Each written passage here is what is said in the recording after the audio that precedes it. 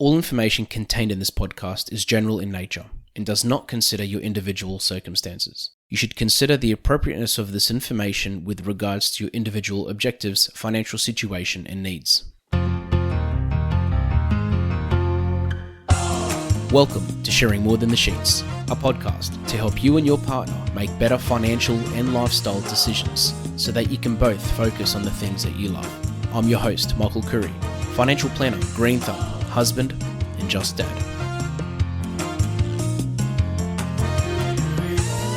This segment is called Michael's Magic Moment. It's my opportunity to play a little snippet from one of our previous episodes, which resonated with our listeners, that I received feedback from, or I felt really had an impact on some people's lives. Hope you enjoy it. Is life insurance a ripoff? It's a good question. It's a question that I get asked every now and then by people, and it's a question that I can answer quite easily, only because I sit on all three sides of the fence. Yes, the fence can have three sides. Not really, but anyway. I have life insurance. I have clients that have life insurance, so I pay for it myself, for starters. Secondly, I help people with their claims. And third of all, I help people find the right insurance, and I talk to life insurance companies all the time. And while it's an easy question to answer, it's also not an easy question because no one has a crystal ball and no one knows what you're going to need. Now, if you hurt yourself tomorrow, it's going to be the best thing you've ever had. If you never ever have an injury, never ever need life insurance, you could have saved that money, you could have invested it.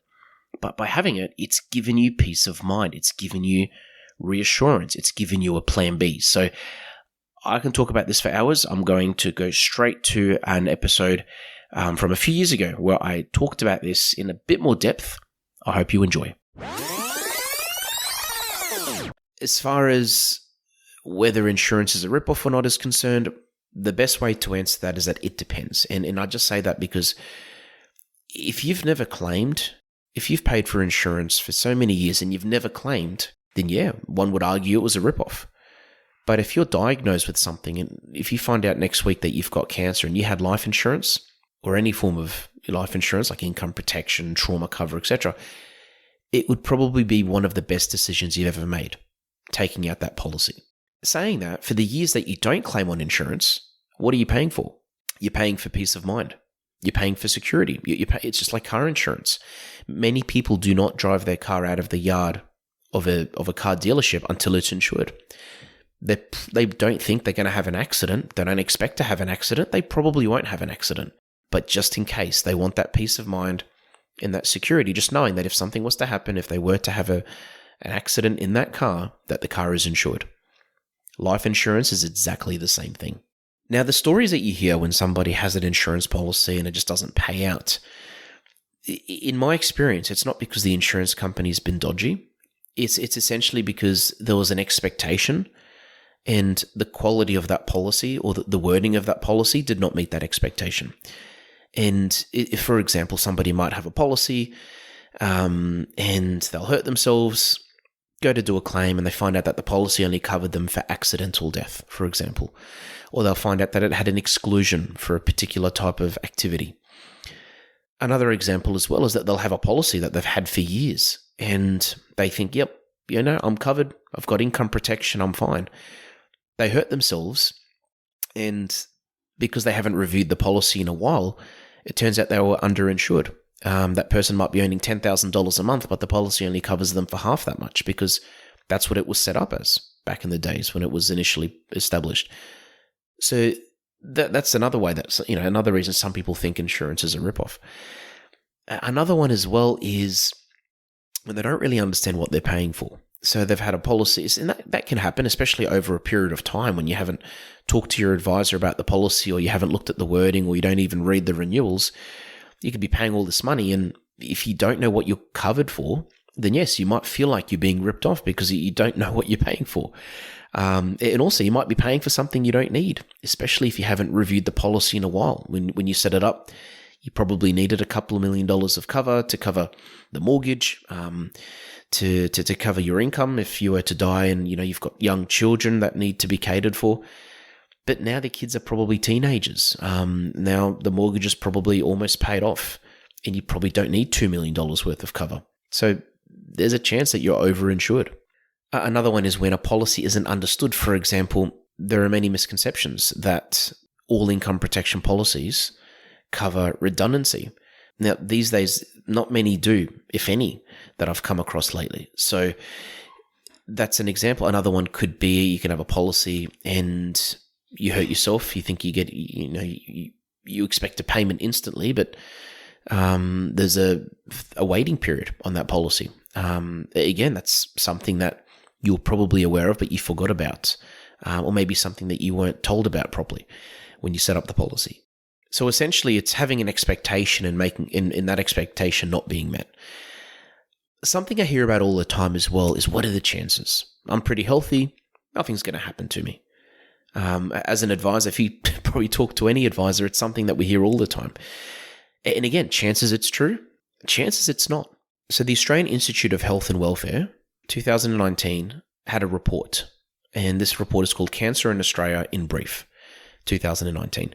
And something they actually state in this report is that 1 in 2 Australian men and women will be diagnosed with cancer by the age of 85. So it's out there. And again, there's a chance you've got nothing to worry about at all. There's a chance you probably do. And again, this is where life insurance comes in. It comes in as that peace of mind factor, as that backup plan, as that plan B. So if you ask me, is it a ripoff? Do you need it? As an advisor, I see these things. We do claims.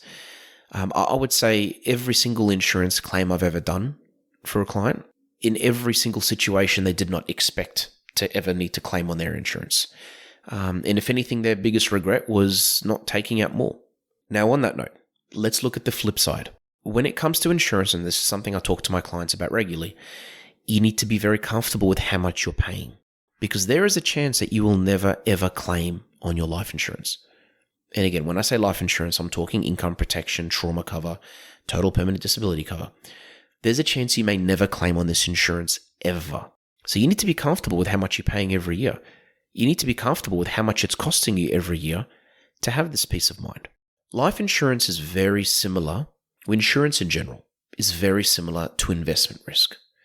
And this is something I like to explain. So when it comes to investment risk, some people are very high risk, and these people are, they don't have any insurance. They're happy to have no car insurance, no house insurance. They prefer to save the money. Most of the time they don't, but they prefer to, most of the time they don't actually save the money, but they prefer to not spend that money on insurance and have no insurance at all. And in my opinion, that's very high risk. And then you've got people who are ultra conservative, and these people will have too much insurance sometimes. They'll insure every single thing in their lives, everything, and they'll be overinsured on everything. And for them, they're happy with that. They would prefer to be conservative, to have that extra peace of mind, to pay premiums, thousands, if not tens and thousands of dollars every single year to have that peace of mind. And that's what their peace of mind costs. To me, I like to have a balance. And when I talk to my clients, and this is something we talk about, it's about having a balance with insurance. We do something called a needs analysis to work out how much insurance someone should have.